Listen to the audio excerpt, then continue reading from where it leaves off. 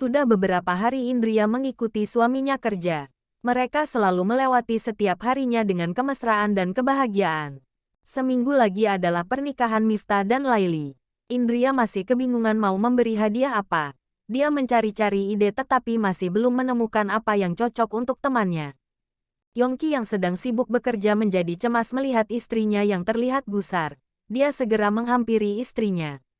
"Apa yang membuat kamu gelisah seperti ini?" tanya Yongki perhatian. "Pernikahan Laili dan Miftah minggu besok. Sebaiknya ngasih kado apa ya?" Indria balik bertanya. "Oh alah, tak kirain ada masalah apa. Sudah jangan terlalu banyak pikiran. Biar suamimu ini yang urus," jawab Yongki santai. "Mas Yongki memangnya mau memberi kado apa?" tanya Indria penasaran. Laili setiap bepergian selalu berganti tas, berarti dia suka mengoleksi tas. "Kalau Miftah, dia akan aku belikan jam tangan sepertiku.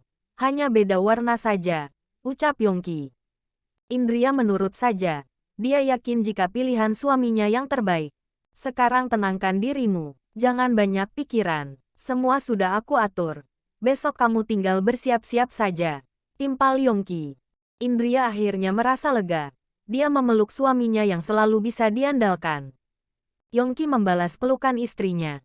Dia sendiri tahu jika wanita yang hamil mudah stres, panik dan emosian. Jadi dia selalu berkonsultasi dengan dokter lewat ponsel.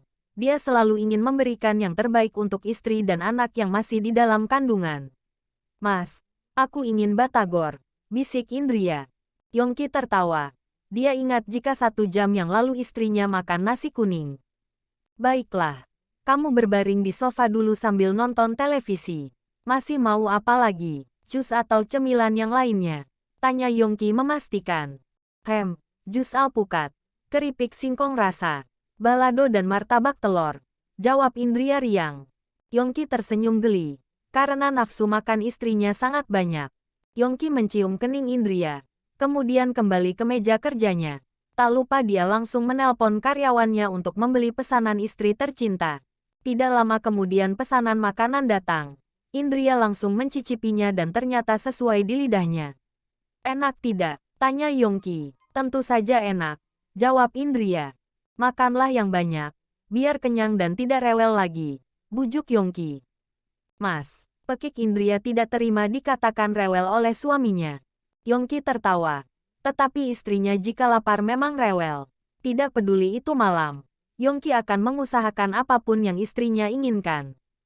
Sampai tiba-tiba Yongki mendapat telepon dari Miftah. Baru diangkat sudah terdengar tangisan yang keras. "Kamu kenapa, Mif?" "Laili. Dia kecelakaan. Sekarang kamu di mana?" "Aku di rumah sakit." Yongki ikut bersedih. Baru beberapa hari ini sahabatnya bahagia tetapi malah sudah mendapat musibah. Innalillahi. "Ayo mas kita segera menyusul ke sana," ajak Indria yang ikut mendengar. "Iya," jawab Yongki.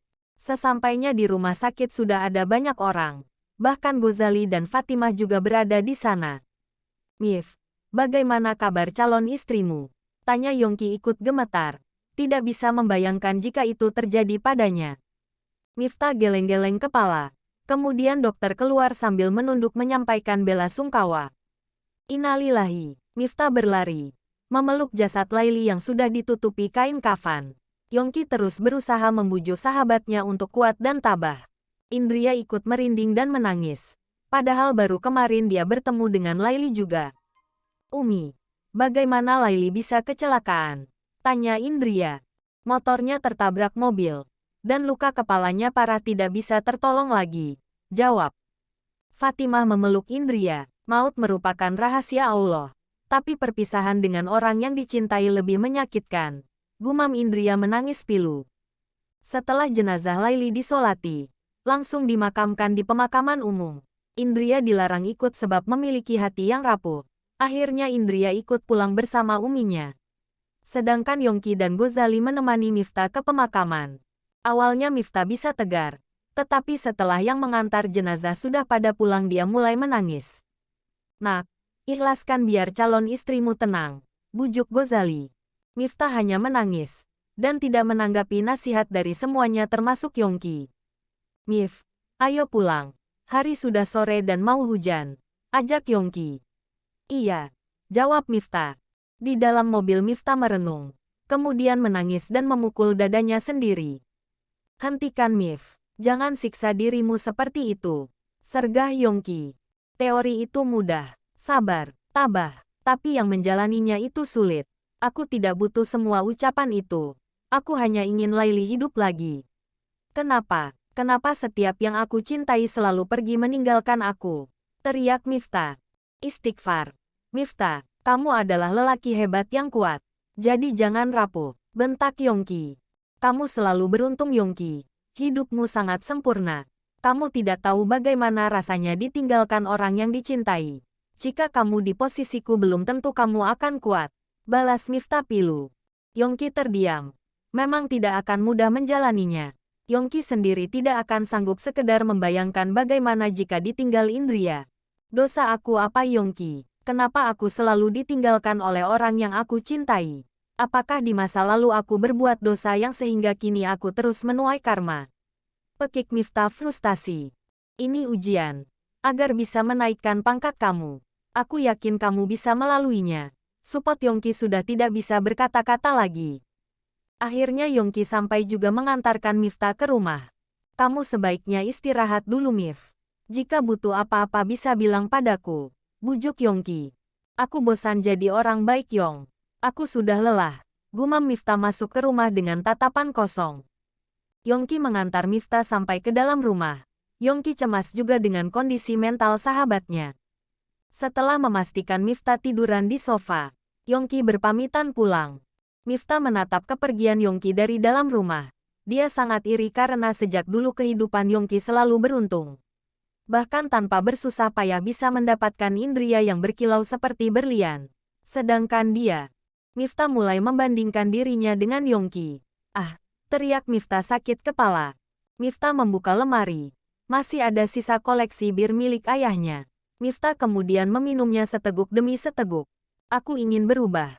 Tetapi kenapa aku diuji seperti ini? Aku tidak tahan lagi merasakan kehilangan. Kenapa? Kenapa takdir begitu kejam? Gumam Miftah mulai mabuk. Ditinggal selingkuh mantan. Ditinggal Safira. Dan kini justru calon istri yang benar-benar dia idam-idamkan selama ini. Aku lelah jadi orang baik.